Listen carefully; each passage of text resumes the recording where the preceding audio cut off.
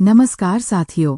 पत्नी के देहांत के बाद जब एक पिता ने विदेश रह रहे बेटे को अपनी तबीयत और अकेलेपन के बारे में बताया तो बेटे ने कहा, आप सारी संपत्ति बेचकर पैसे मेरे नाम कर दो और यहाँ मेरे पास आ जाओ, मैं आपको यहाँ वृद्धाश्रम में रहने की व्यवस्था करवा दूंगा। तब पिता ने ऐसा फैसला लिया कि बेटे के पैरों तले से जमीन खिसक गई। उनके नाम की पुकार लगते ही वे संकुच आते हुए स्टेज पर आए।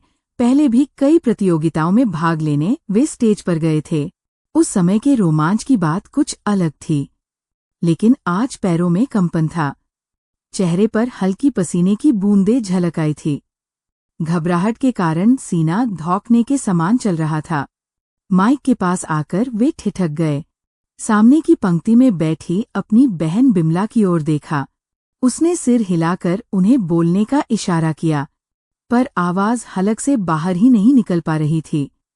वे बहुत असहाय महसूस कर रहे थे। अपने आप को बैंक में उच्च अधिकारी के पद पर थे। वे उनकी रफ्तार आवाज से सभी कर्मचारी डरते थे, पर आज उनकी खुद की आवाज घुटी जा रही थी। आखिरकार हकलाते हुए बोलने लगे, मैं अशोक गुब्रेले, निवासी ग्वालियर, आयु 55 वर्ष, बैंक से वॉलंटरी रिटायरमेंट पेंशन 20,000, एक बेटा और एक बेटी, दोनों विवाहित है। बेटा विदेश में और बेटी ललितपुर में, स्वयं का फ्लैट ग्वालियर में। मैं डायबिटिक हूँ। अपने बारे में बताकर अशोक जी स्टेज से उतरकर अपनी कुर्सी पर आकर बैठ गए। उन्हें लग रहा था कि जिंदगी की रील रिवर्स हो गई है। विवाह के लिए स्वयं का परिचय देना, वह भी सबके सामने, कितना मुश्किल होता है। पुरुषों का परिचय समाप्त हो गया था, अब महिलाओं का परिचय शुरू हो गया। एक एक करके महिलाएं आ रही थी और अपना परिचय देकर जा रही थी। एक नाम अनाउंस हुआ, वंदना रावत। एक महिला अपने स्थान से उठी, लेकिन कुर्सी पकड़कर वही खड़ी हो गई। स्टेज तक जाने का उसमें साहस नहीं आ पा रहा था। वह फिर से बैठ गई। उसके साथ आई युवती ने उसे सहारा दिया और उसे स्टेज तक लेकर आई। युवती माइक के पास आई और बोली, ये मेरी मौसी है। वंदना रावत, उम्र 50 वर्ष, बरेली में रहती थी। पति और 2 बेटे थे, जिनकी एक कार एक्सीडेंट में मृत्यु हो गई। तब व्यवस्थापक ने कहा, कुछ उन्हें भी कहने दो। कहाँ तक पढ़ी है आप? व्यवस्थापक ने पूछा। महिला ने हॉल में नजर दौड़ाई। सब लोग उसे ही देख रहे थे। लाज की गठरी बनी वो कांपती आवाज में बोली, मैं ग्रेजुएट हूँ। कोई हॉबी संगीत, अब तक वो सम्मान हो चली थी। अपनी बात जारी रखते हुए बोली, दोस्त के रूप में हमसफर चाहिए, जो मेरे दुख को समझ सके, मेरा साथ दे सके। ब्लड प्रेशर हाई रहता है, सर्दी में सांस उखड़ती है। वृद्ध महिला। पुरुष परिचय सम्मेलन समाप्त हो गया। अशोक जी और उनकी बहन स्टेज पर आने वाली हर महिला को ध्यान से देख रहे थे। अभी तक ज्यादातर महिलाएं सर्विस वाली ही आई थी। हर महिला के जाते ही विमला आंखों से प्रश्न करती और हर बार अशोक जी सिर हिलाकर नकारात्मक उत्तर दे देते। अशोक जी की निगाहें किसी जरूरतमंद को ढूंढ रही थी, जिसका जीवन वे संवार सके। वंदना के स्टेज पर आते ही वे उसका रूप देखकर ठगे से रह गए।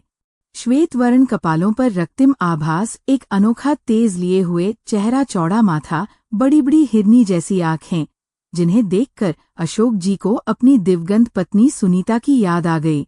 जब वो बोल रही थी तो उसके शब्द कानों के रास्ते मन में जल तरंग सी ध्वनि पैदा कर रहे थे। उन्हें लगा कि वंदना ही उनके योग्य रहेगी। लौटते समय विमला ने पूछा, भैया आपको कौन अच्छी लगी? अशोक जी विमला के पति नवीन की ओर मुखातिब होकर बोले, तुम अपनी राय बताओ।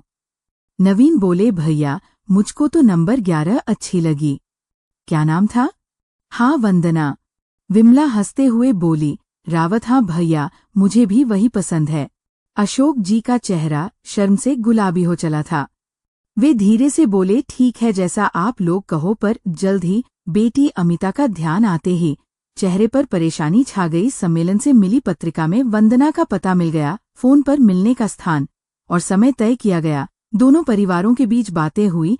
कुछ समय अशोक जी और वंदना ने साथ व्यतीत किया। एकांत पाते ही अशोक जी ने ध्यान से वंदना को देखा। वे निर्मे ताकते रह गए। सलीके से उसने साड़ी बांध रखी थी। उसका साइड फेस देखकर तो वे और भी चौंक गए।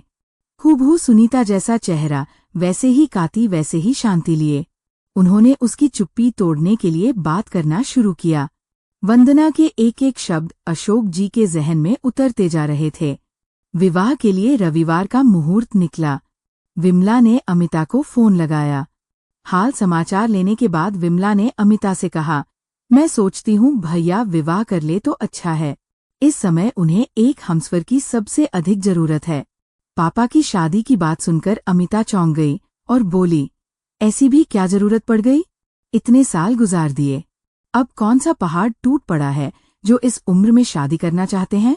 अमिता को फिर से समझाते हुए विमला बोली, भैया बहुत अकेलापन महसूस करते हैं, कोई उनकी देखभाल करने वाला नहीं है। वैसे भी वो शुगर के मरीज हैं और इस बीमारी में जितनी देखभाल होनी चाहिए वो तो कोई अपना ही कर सकता है। ऐसे में तुम्हें या मुझे किसी को भी इतनी फुर्सत कहाँ है कि उनकी देखरेख कर सके। इसलिए मैंने बहाने से भैया को जयपुर बुलाया है। यहाँ वृद्ध महिला पुरुष का सम्मेलन था। हम लोगों के आग्रह करने पर भैया को एक महिला पसंद भी आई है। मुहूर्त के मुताबिक अगले रविवार को दोनों का गठजोड़ है। अमिता बौखलाकर बोली, बुआ जी आप क्या कह रही हैं? भला इस उम्र में भी कोई शादी करता है क्या? अब तो भगवान का भजन करने का समय है। क्या इस उम्र में भी उन्हें पत्नी की आवश्यकता है? देखो अप्पू भैया बड़ी मुश्किल से माने हैं। तुम सहमत हो जाओगी तो भैया का एकाकी जीवन समाप्त हो जाएगा। मैं व तुम दोनों ही उनकी देखभाल नहीं कर पाते। ऐसे में उन्हें एक साथी की जरूरत है जो उनके अकेलेपन को भर सके। उधर से कोई आवाज नहीं आई। अब तक अशोक जी खून के पास आ गए थे। विमला से रिसीवर लेकर अमिता को समझाते हुए बोले, बेटी गुस्सा थूक दो, जल्दी से परिवार सहित यहाँ जल्दी आओ। दूसरी ओर से आवाज आई, पापा मैं आपसे बात नहीं करना चाहती। इस उम्र में शादी का शौक आया है आपको कहकर अमिता ने फोन रख दिया। अशोक जी सोच में पड़ गए। वह एक रिश्ता तोड़कर दूसरा जोड़ना नहीं चाहते थे। बच्चों की खातिर ही तो उन्होंने अब तक अपने बारे में नहीं सोचा था। अमिता को जब भी जरूरत पड़ी वह उसके हर फैसले में साथ खड़े थे। उसने अंतरजातीय विवाह किया, बावजूद उसके उन्होंने जाति बंधन की दीवारें खड़ी नहीं की। ये सही है कि एकाकीपन अब सहा नहीं जाता, अकेलापन काटने को दौड़ता है। घड़ी की सुइयां ठहरी हुई सी प्रतीत होती है। सबसे बड़ी बात तो ये है कि कई बातें ऐसी होती है, कुछ दुख दर्द ऐसे होते हैं जिन्हें जीवन साथी के साथ ही बांटा जा सकता है। कुछ देर तक वे हताश होकर बैठे रहे। उन्होंने हिम्मत जुटाई और अपने दोस्त जीवन लाल को फोन लगाकर गठजोड़ की खबर सुनाई। दूसरी तरफ एकदम सन्नाटा छा गया। गुबेर लेल जी सोच रहे थे जीवन लाल उन्हें बधाई देगा तो वे कहेंगे अब तू भी जल्दी से खुशखबरी सुनाना, लेकिन उसने भी रिसीवर रख दिया। उन्हें एक बार फिर से लगने लगा कि वे गलत फैसला ले रहे हैं। सब लोग क्या सोचेंगे, मेरा मखौल उड़ाएंगे। रात भर उनके मन में द्वंद्व चलता रहा। सुबह जब वे घूमकर लौटे तो विमला किसी से फोन पर बात कर रही थी। विमला के चेहरे पर चिंता साफ झलक रही थी। अशोक जी के पूछने पर उसने ने बताया कि वंदना के घर से फोन था। वंदना के ससुराल वालों ने 2 साल से उसकी कोई खबर नहीं ली, पर अब जैसे ही उन्हें पता चला कि वंदना शादी कर रही है, उन लोगों ने उस पर दबाव बनाना शुरू कर दिया है। वे लोग नहीं चाहते कि वंदना शादी करें। अशोक जी नहीं चाहते थे कि इतनी विसंगतियों में शादी हो। उन्हें लग रहा था कि अब शादी नहीं होगी। इस विचार के साथ ही उनके मन का द्वंद्व भी खत्म हो गया। शाम को वंदना संगीता के साथ उनके घर आई। वंदना के चेहरे पर चिंता साफ झलक रही थी। कुछ देर वातावरण में खामोशी छाई रही। बात संगीता ने ही शुरू की। विमला की ओर देखते हुए वो बोली, मौसी जी आज सुबह से ही परेशान हैं। इनके ससुराल वालों को इनकी शादी की भनक लग गई है। सुबह वहां से धमकी भरा फोन आया था, थोड़ी देर रुककर। वह फिर बोली, दरअसल इनके देवर इनसे शादी करना चाहते हैं, वे तलाकशुदा है। विमला कुछ सोचते हुए बोली, ये तो और भी अच्छी बात है, ये उसी कुटुंब में अपने आप को जल्दी एडजस्ट कर लेंगी। इस बार उत्तर वंदना ने दिया। बड़े ही संयत किंतु सहमे स्वर में उसके मुंह से निकले, वह मुझे नहीं मेरी संपत्ति हड़पना चाहते हैं। सुबह तो उन्होंने यही कहा, जो कुछ तुम्हारे नाम है हमारे नाम कर दो, तो फिर चाहे ब्याह रचाओ या किसी के भी साथ मुंह काला करो। एक सन्नाटा छा गया वहां। किसी को समझ नहीं आ रहा था कि क्या करें। चुप्पी फिर से वंदना ने तोड़ी। देवर शराब पीते हैं और दूसरी महिलाओं से भी उनके नाजायज संबंध है, इसलिए देवरानी ने तलाक ले लिया। 2 वर्षों से किसी ने मेरी कोई खोज खबर नहीं ली। मैं कैसी हूँ? पति व बच्चों के अंतिम संस्कार में जो खर्चा हुआ था वह भी मुझसे ही लिया था। यदि मायके बालों ने साथ नहीं दिया होता तो मैं आज थोड़ा रुककर वह फिर बोली वहां जाकर मेरा दुख और बढ़ जाएगा, और अगर शादी नहीं की तो मुझे और परेशान करेंगे, हो सकता है मुझे मरवा दें, फिर सारी जायदाद उनको मिल जाएगी। अशोक जी को वंदना का बोलना अच्छा लग रहा था। अचानक वंदना ने अशोक जी की ओर देखा। उन्हें अपनी ओर ताकता हुआ पाकर वो सब कुछ आ गई। वंदना की आंखों में उन्हें अपने प्रति आकर्षण की गहराई दिखाई दी। उन्हें भी उससे जुड़ाव महसूस होने लगा। बातों से पता चला कि वंदना अशोक जी से शादी करना चाहती है, लेकिन कि अशोक जी बच्चों के विरोध के कारण फैसला नहीं ले पा रहे हैं, इसलिए समस्या का समाधान नहीं हो पाया। रात को खाना खाते समय अशोक जी ने विमला से कहा, मैं कल वापस जा रहा हूँ। अब क्या करना है यहाँ रुककर? नवीन ने कहा, अभी आप क्या करेंगे वहां जाकर? अभी तभी अशोक जी के मोबाइल पर रिंग बजी। वे चौंक गए। विमला उनके चेहरे के भाव को पढ़ते हुए बोली, किसका फोन है? अरे आज तो वरुण का फोन आया है। कुबेर लेजी सहित सभी लोग आश्चर्य मिश्रित हर्ष तरीके में आ गए। अशोक जी ने स्पीकर ऑन कर दिया। कॉल रिसीव करके उत्साहित होते हुए कहा, बेटा कैसे हो? इस प्रश्न का कोई उत्तर नहीं आया, बल्कि उसने ही प्रश्न पूछा गया, पापा क्या आप शादी कर रहे हैं? वे अचकचा गए। क्या उत्तर दें? तुम्हें किसने बताया? 7 समंदर दूर मेरी बीमारी की खबर तो नहीं पहुंची, अलबत्ता शादी की खबर जरूर पहुंच गई। अमिता का फोन आया था। क्या कहा? अमिता ने उधर से झलाया हुआ। वरुण बोला, पापा आप शादी न करें, इस उम्र में शोभा देगा क्या? देखिए हम लोगों की भी इमेज का सवाल है। पश्चिमी सभ्यता में रचा बसा उनका बेटा आज अच्छे बुरे की वकालत कर रहा है। फिर आप समझते क्यों नहीं? प्रॉपर्टी का क्या होगा? इस बात ने उनके पैरों तले जमीन खिसका दी। अब उन्हें समझ आया कि वरुण क्यों जिद कर रहा था कि सब कुछ बेचकर उसके पास चले आओ। अशोक जी बेटे के मुंह में सब कुछ बेचकर जाने को तैयार भी हो गए थे। अखबार में विज्ञापन भी दे दिया था। उन्होंने खुशी खुशी फोन करके बेटे को इसकी सूचना भी देनी चाहिए, पर बातों बातों में पता लगा कि वह उन्हें अपने साथ नहीं वरन सीनियर सिटीजन हाउस में रखना चाहता है, जो एक तरह से वृद्धा आश्रम है। उन्होंने वरुण को कोई उत्तर नहीं दिया, मोबाइल बंद कर दिया। वे कुछ फैसला नहीं ले पा रहे थे। विमला और नवीन भी अचंभित थे वरुण की बात सुनकर।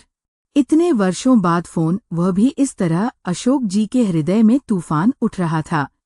उन्हें अब समझ आ रहा था कि अब तक वरुण शांत था, क्योंकि उसकी सारी संपत्ति उसी की तो थी, पर अब संपत्ति छीनने का भय उसके मस्तिष्क पर हावी हो रहा था। वे कमरे में चहलकदमी करने लगे। अब शांत थे पर अंदर हलचल लिए। उन्होंने सबके चेहरे की ओर देखा, फिर मोबाइल पर कॉल करने लगे। उधर अमिता थी। उसने पापा से सबसे पहला प्रश्न किया, पापा आपने क्या सोचा? बेटा तुम क्या चाहती हो?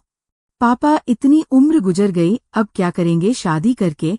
वंदना को भी जरूरत है मेरी। 2 दिन में ही आप अपने खून के रिश्तों को भूलकर दूसरे के बारे में सोचने लगे। नहीं, ये बात नहीं है बेटा, मुझे समझने की कोशिश करो तो ठीक है। लुटा देना अपना पूरा पैसा उस दूसरी औरत पर, ये दूसरा अवसर था जब अशोक जी हक्के बक्के रह गए। अब उन्हें समझ आ रहा था कि बच्चे उनकी शादी का विरोध क्यों कर रहे। वे रात भर करवटें बदलते रहे, एक निश्चिंत किंतु दृढ़ निर्णय लेने के लिए, जैसे दही मथने के बाद मक्खन ऊपर तैराता है। वे निरंतर सोच में डूबे रहे। मैंने अपने बच्चों के सुख के लिए अपने सुख वैभव के दिन यूं ही अकेले गुजार दिए। जब जिसने जो इच्छा की हर संभव पूरी की, बेटे ने विदेश की लड़की से शादी करनी चाहिए। मैंने विरोध नहीं किया। लड़की ने अंतरजातीय विवाह करना चाहा, मैंने सहमति दी। समाज और रीति रिवाजों को, परंपराओं के विरुद्ध जाकर उन लोगों के हर सुख के आगे अपनी इच्छाएं, आकांक्षाएं सब कुर्बान कर दी। सुनीता की मृत्यु के बाद कितने रिश्ते आए थे, कुंवारी लड़कियों के भी। आखिर मैं बैंक की नौकरी में था और हर दृष्टि से योग भी बच्चों को कोई असुविधा ना हो, या समाज बच्चों के मन में सौतेला शब्द ना उगा दे, यही सोचकर मैं बच्चों में ही डूबा रहा। अब मैं अकेला हूँ, नितांत अकेला। पर उन लोगों को मेरी संपत्ति से मोह है, मुझसे कोई सरोकार नहीं। मेरे प्यार का, मेरे विश्वास का, मेरी आत्मीयता का अच्छा सिला दे रहे हैं ये लोग। उनके मन में एक जीत पलने लगी। जयपुर आने से पहले वे भी नहीं चाहते थे विवाह करना, पर यहाँ आकर वंदना से मिलकर एक ख्वाब पलने लगा है मन में। जीवन में फिर से वो बाहर लौटती लग रही है। उधर वंदना के परिजन भी उसकी संपत्ति चाहते हैं। हम किसी की परवाह नहीं करेंगे, हम विवाह जरूर करेंगे, ये तय करते ही उनका मन उत्साह से भर उठा। वे सुखद कल्पनाओं में विचरण करने लगे। सुनीता और वंदना, वंदना और सुनीता दोनों चेहरे एक में हो रहे थे। वही एहसास, वही चाहत, वही आकर्षण और वही जल तरंग। इसी उहापक में सुबह हो गई। सुबह की सैर के लिए लोग निकलने लगे। आज अशोक जी ने जल्दी ही बिस्तर छोड़ दिया और नित्य कर्म से निपट गए। उन्होंने विमला और नवीन को बुलाकर अपना फैसला सुना दिया कि वे वंदना को ही अपना जीवन साथी बनाएंगे। वे तैयार हुए और वंदना के घर की ओर चल दिए। वंदना भी उनका फैसला सुनकर बहुत खुश हुई, अपने नए जीवन साथी के साथ। तो दोस्तों, अशोक जी ने जो फैसला लिया, क्या वो सही लिया? अपनी राय कमेंट बॉक्स में जरूर बताएं। और आपको कहानी अच्छी लगी हो तो वीडियो को लाइक, शेयर और सब्सक्राइब करना ना भूलें। Thanks for watching.